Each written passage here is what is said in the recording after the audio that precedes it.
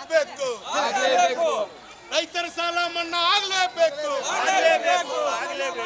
ಹುಬ್ಬಳ್ಳಿಯಿಂದ ಇದೀಗ ರೈತರ ದೆಹಲಿ ಚಲೋ ಹೋರಾಟಕ್ಕೆ ಚಾಲನೆ ಸಿಕ್ಕಿದೆ.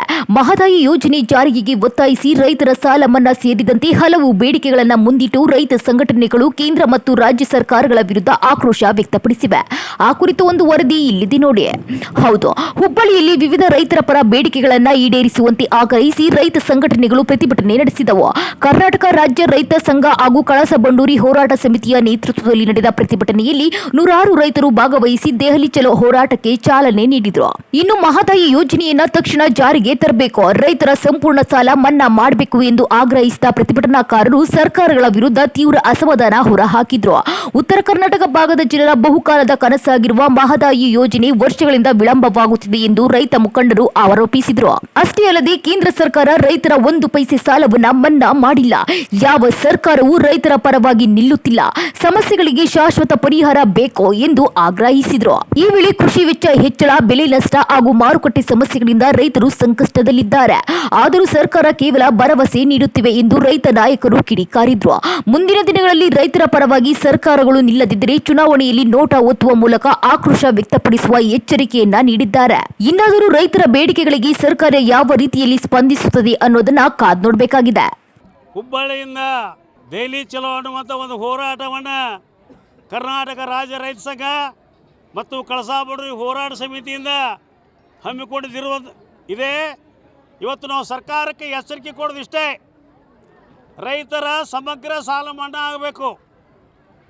ಅಲ್ಲಿಂದ ಏನಪ್ಪ ಅಂದರೆ ನಮ್ಮ ಕಳಸಾ ಬಂಡೂರಿ ನಾಲೆಗಳನ್ನು ಶೀಘ್ರಗತಿಯಿಂದ ಕೂಡಿಸ್ಬೇಕು.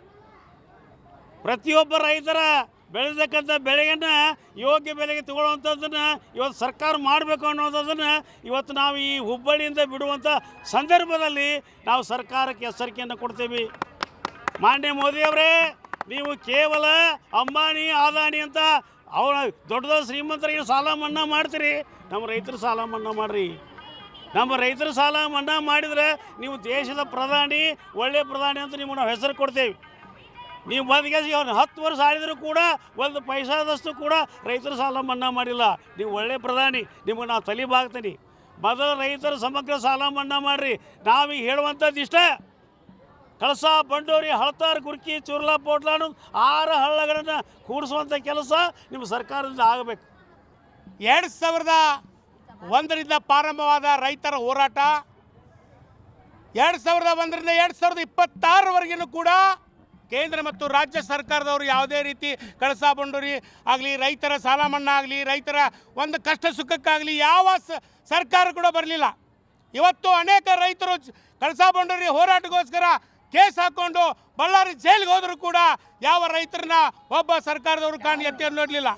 ಆದರೆ ಇವತ್ತು ಹುಬ್ಬಳ್ಳಿದೊಳ ಆಟೋ ರಿಕ್ಷಾ ಚಾಲಕರ ಸಂಘಟನೆಗಳು, ಉತ್ತರ ಕರ್ನಾಟಕ ಆಟೋ ರಿಕ್ಷಾ ಚಾಲಕರ ಸಂಘಟನೆಯಿಂದ 2,75,000 ಆಟೋ ರಿಕ್ಷಾ ಚಾಲಕರ ಸಂಘದಿಂದ ನಾವು ಈ ರೈತರಿಗೆ ಮುಂದೆ ಬರುವಂಥ ದಿನದಲ್ಲಿ ಒಣಗಿ ಹೋರಾಟ ಇರ್ಬೋದು, ಬಾರ್ಕೋಲ್ ಚಳವಳಿ ಇರ್ಬೋದು, ರೈತರ ಹಸಿರು ಕ್ರಾಂತಿ ಚಳವಳಿಗೆ ಇಡೀ ಉತ್ತರ ಕರ್ನಾಟಕ ಆಟೋ ರಿಕ್ಷಾ ಚಾಲಕರ ಸಂಘದಿಂದ ಸಂಪೂರ್ಣ ಬೆಂಬಲ ವ್ಯಕ್ತಪಡಿಸ್ತೀವಿ.